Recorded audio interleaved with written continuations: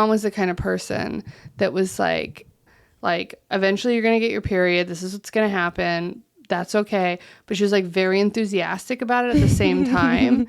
Like, oh, you know, and I see it now because like I have friends who have kids that are going through puberty and like we're all so excited. We're like, do you have hair under your arms yet? And they're like, why are you asking me? Yeah. Boys are more excited. When boys get hair under their arms, they're like, hey, mom, check this out. Girls, not so much. So I agree. I remember like I would like sneak to like shave my legs because I was too too. afraid to ask for a razor.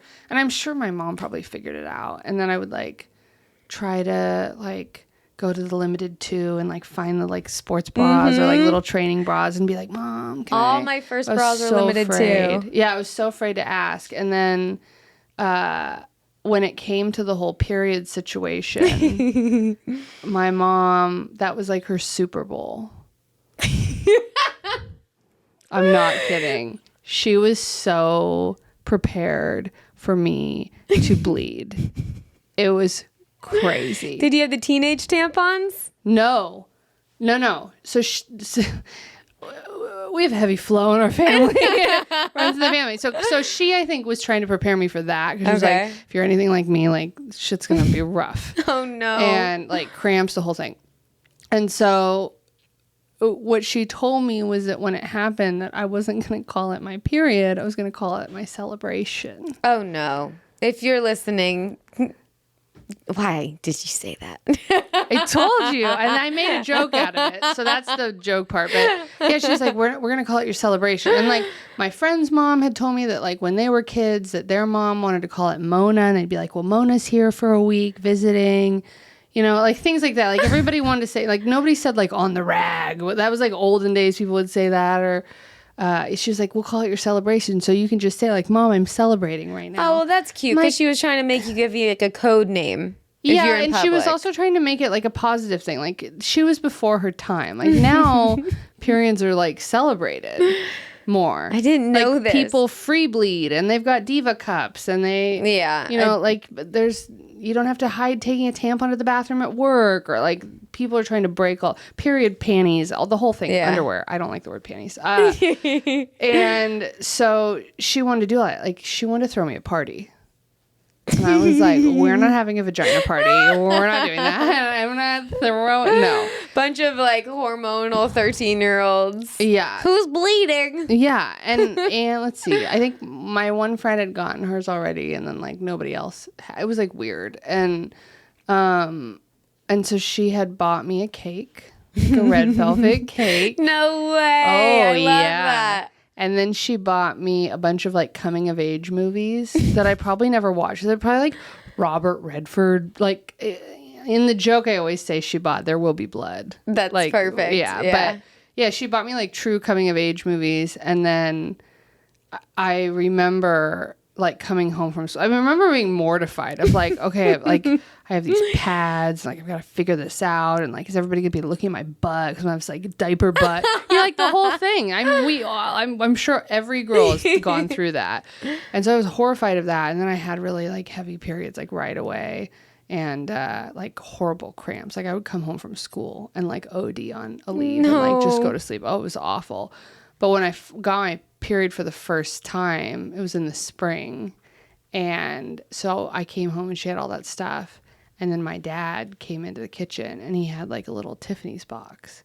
And in the Tiffany's box was a bracelet. It's the necklace that matches this, the heart. Do you remember those? Yeah, they were really of course. popular, the like Tiffany heart.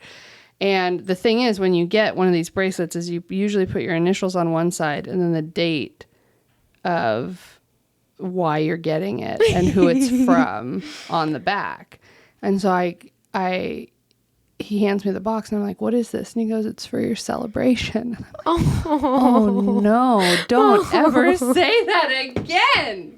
That's wild. Dad, That's very nice. Because my mom was like, you were going to respect this girl going through puberty or whatever. Because like I had friends whose dads didn't even know when they got their period. Yeah, like, my dad didn't talk about know. it. I would not want my dad to know when I got my period. Yeah. But my dad is progressive. I mean, he's a good dad. Very good dad. No, it's a very good thing. Parents. There's definitely nothing wrong with that. But I mean, as a teenager, horrifying. I would not want my dad to know. Horrifying. So he gives me that and I open it and it's this necklace. And on The one side, it has my initials, and on the other side, it has the date of my first period ever.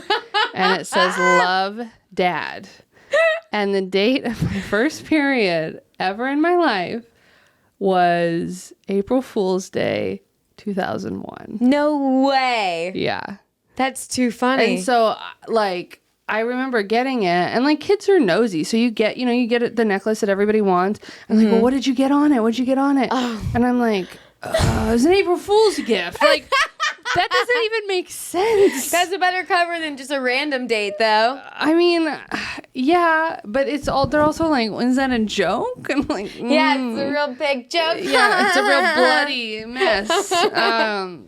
Yeah, so that was my, I don't know, periods for me. I always wanted, like, I would always envision, like, okay, there's just a button I can push. I'm going to push the button and it's just going to stop happening.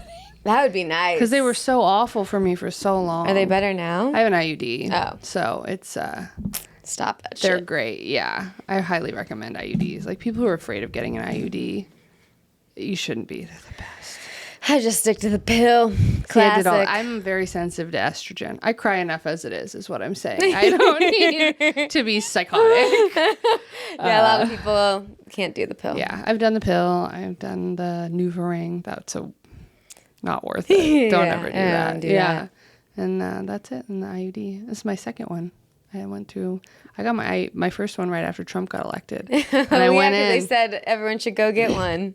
Yeah, and the lady that put mine in said that that IUD insertion had gone up 800%. No way. 800. I'm like, whoa. That's crazy. Wild. Yeah, it was crazy. But you always, I mean, I could give you a whole tutorial on like how to get an IUD without it hurting, but I don't want one. That's a different podcast. That's good though. I mean, that's a good moment to write into a joke or to have a joke. Yeah, it was fun. I mean, I don't do the joke very often because some people are so averse to like period jokes. It's like, it kind of depends on where you are. I got a tampon joke. The thing I like about it is that it involves my dad. And I did very early on in like my comedy life.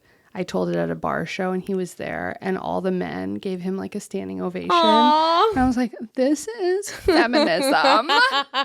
That's a good memory. Drunk men in a bar and they're like, yeah! Beer's on me. Yeah. My dad's like, it's really not that big of a deal.